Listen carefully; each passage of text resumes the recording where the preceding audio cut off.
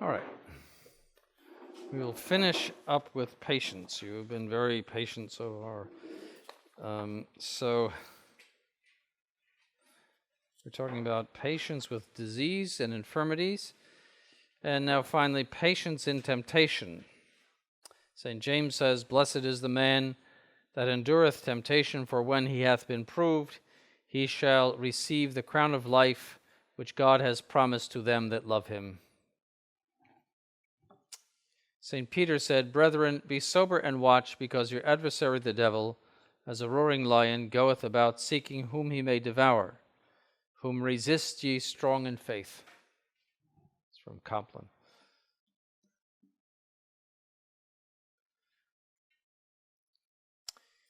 So it's simply a fact of our lives that if you love God, you must be always ready to be tried in temptation and to fight valiantly against spiritual enemies until the day you die.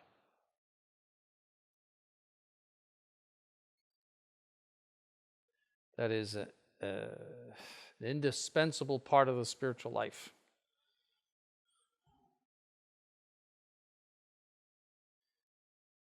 The angel said to Tobias, "Because thou wast acceptable to God, it was necessary that temptation should prove thee." We've seen this in the other way when I talked about temptations.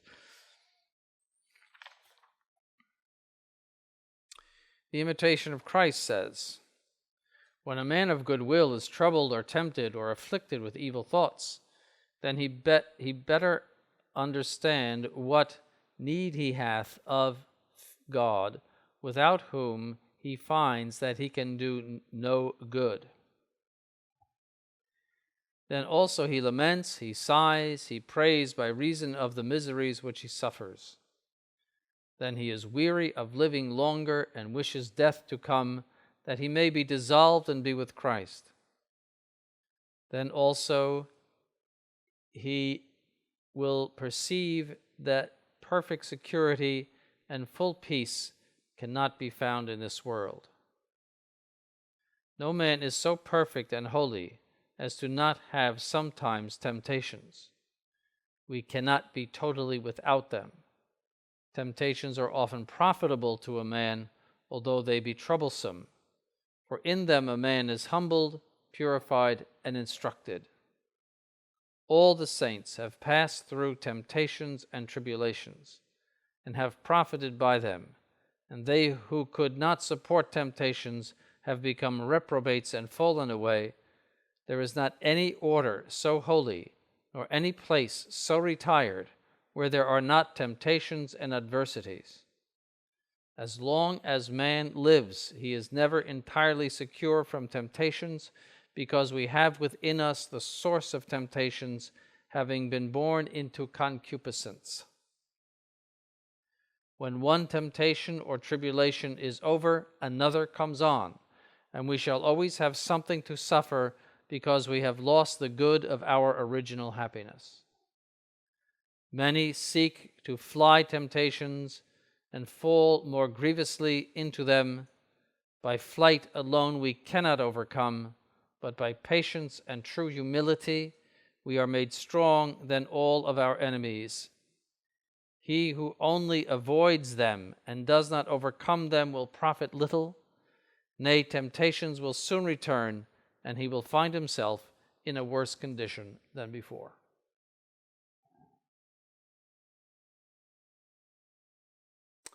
In his old age, St. Alphonsus Liguori was beset by temptations against purity. He lived until he was about 85 or 86, which was incredible for the 18th century. People commonly died in their 50s and 60s. He saw nothing but sin and offenses against God. So he was convinced that he was going to hell. He lost all peace and serenity and had a great fear of being at enmity with God and distrusted his own salvation. St. Alphonsus Liguori. He said, who knows if I am in the state of grace, if I shall be saved? During these temptations, he looked to the crucifix and said, O Jesus, do not let me be damned. O Lord, do not send me to hell, because in hell I cannot love thee.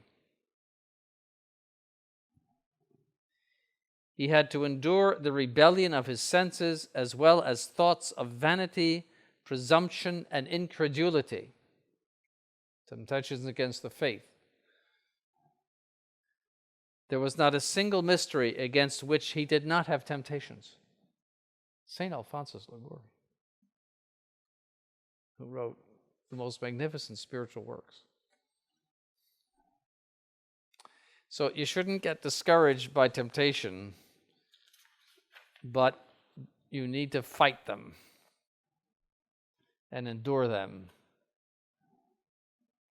So that's patience. All right. Now we'll go to another topic, and that is the three spirits. By a spirit is meant a tendency to judge, will, or act in one way or another. The spirit of anything is what animates something. And animation is what drives activity. So when we talk about a spirit in the moral sense, it is something that drives your activity toward a particular goal.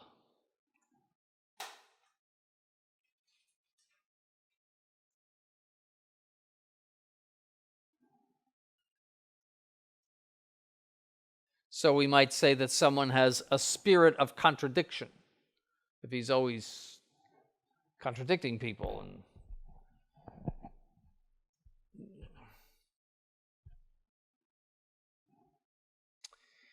In every soul, there is a predominant spirit. And there are three: nature, the devil, and God.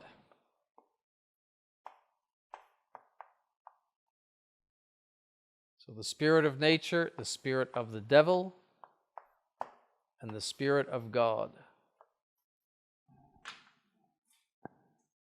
Three morally animating spirits.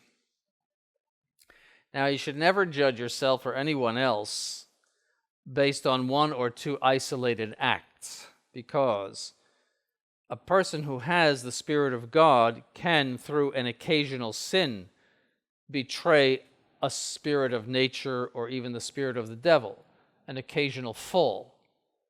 But that doesn't mean that his fundamental will, we might call it, or his spirit is that of the devil or of nature. It means a consistent way of acting, an attitude.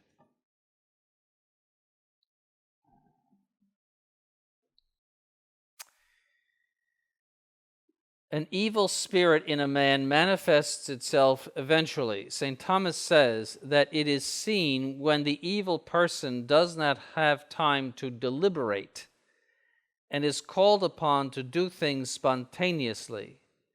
His true reaction will appear. So that's how you can judge yourself too. What is your first reaction to things? What is your spontaneous first attitude? And you'll discover faults in yourself or virtues that way. Laziness, for example, or anger, impatience. Don't look at your second guess, because that's when virtue can take over. You see. But if you're looking at what is unmortified in you, look at those first reactions.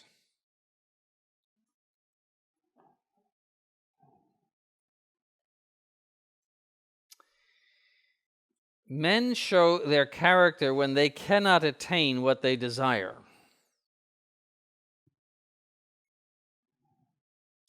So it's not uncommon for spouses to kill each other. It's not uncommon. Whenever a wife disappears, the first person they look at is the husband. Why? Because she has in some way become something that she was not. In other words, either she's looking at another man, or she now weighs 400 pounds and he doesn't like that.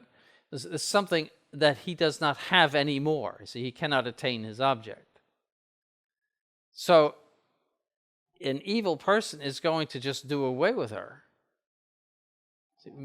Many times it's because he wants to marry somebody else. There was just a case of that out in Colorado, I think it was, of a man happily married with a beautiful wife and beautiful children, a good job, everything. He was seeing another woman, and he killed his wife and children and threw them in dumpsters, or I forget, cut them up, I think, and put them in dumpsters. Because of this, you see, otherwise he would have to have gone through a divorce. So you get rid of them. See, that's what when you can't, I mean, that's extreme, obviously, but when you can't attain what you want, your true character comes out.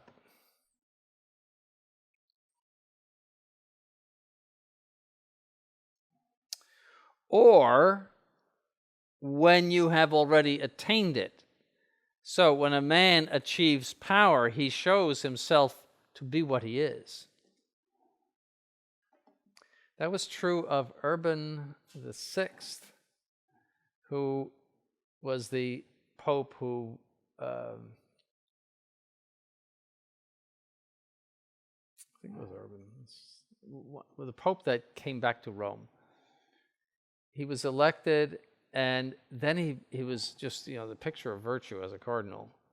And then he became a very nasty person. Everything came out. And that's one of the things that drove the schism, was his nasty personality, and drove the cardinals to take off and elect somebody else. I forget, I think it was, I can't remember which one it was. But it is true that power will manifest a person's virtues and vices a great deal.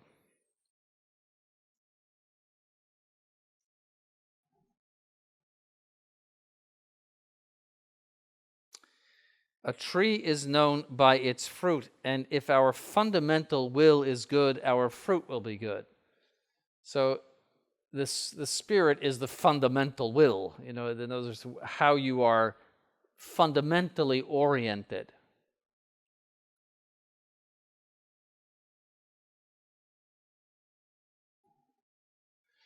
So first we'll look at the spirit of nature. When we speak about nature, we are speaking about fallen nature. God created nature, and it's perfect and beautiful and good. We're talking about fallen nature, so whenever you're talking in the spiritual life about nature, almost always it's fallen nature. Nature was severely wounded by original sin. It was not completely corrupted, but it was severely wounded, and it has a tendency toward evil. The famous philosopher, I guess you could call him, Pascal, who was a Jansenist, but he did say something interesting. He said, as mysterious as original sin is, man without original sin is yet more mysterious. How do you explain his penchant for evil?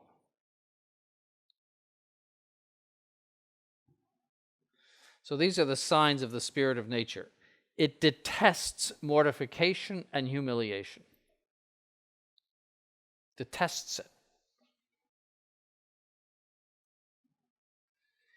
It seeks itself and disregards in practice the value of supernatural faith, hope, and charity. So selfishness.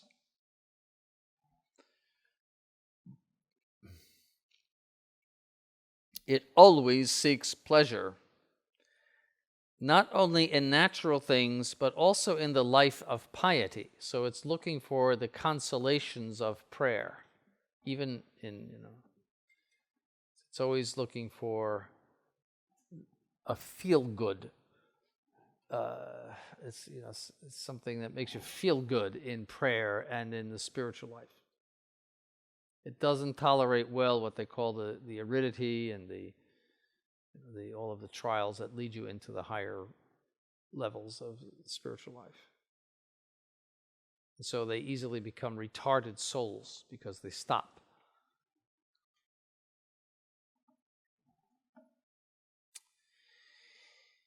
It always seeks what is exterior and has a very difficult time practicing the spiritual life.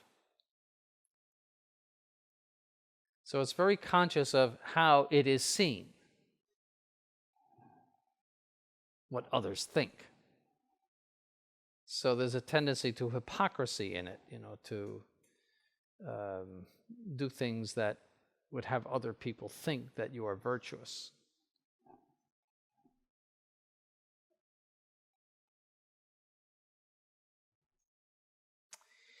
It is incapable of any zeal in love of God.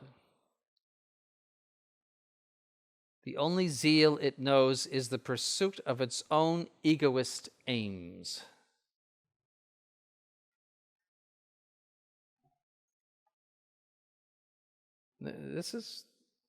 Don't think that clergy cannot be infected by this.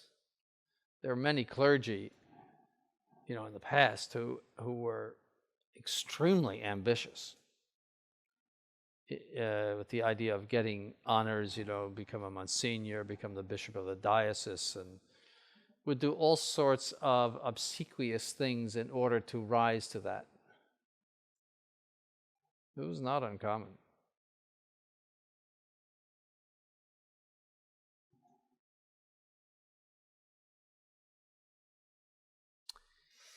Because the spirit of nature cannot find pleasure in the spiritual life, it considers piety to be an excessive austerity or an exaggeration. So it is not inclined to piety.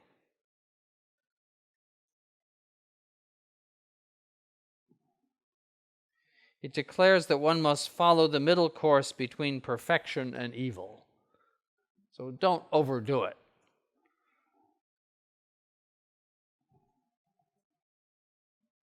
And this will cultivate a spirit of lukewarmness. Lukewarmness is to do the absolute minimum in order to stay out of mortal sin. So to go right to the limits of mortal sin and do the minimum in the spiritual life, and to have all sorts of habits of venial sin without any idea of mortifying them. That's lukewarmness. The idea of perfection in the spiritual life is an exaggeration, and it's just not for me. It might be for the saints in the desert or something like that, but it's not for me.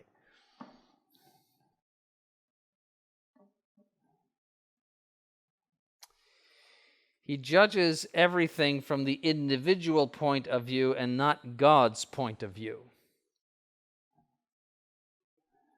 So how it will benefit him, and not how it benefits the glory of God.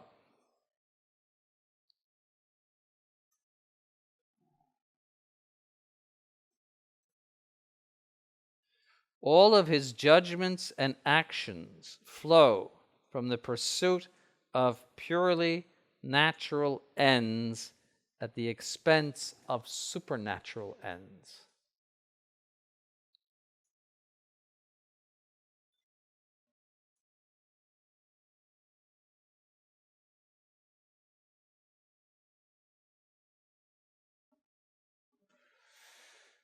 So, typically these people are, Novus Ordo is full of them.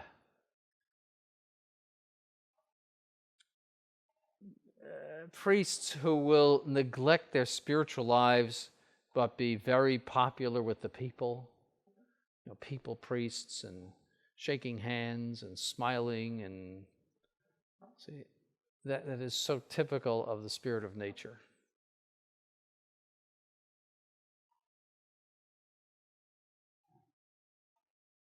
This, what they do in the Novus Ordo, just like the Protestant ministers, after Mass, they go down to the back of the church and they're shaking hands with, "Oh, how are you?" And instead of first of all, encouraging the people to stay after Mass themselves, and himself giving the good example of making a thanksgiving after Mass.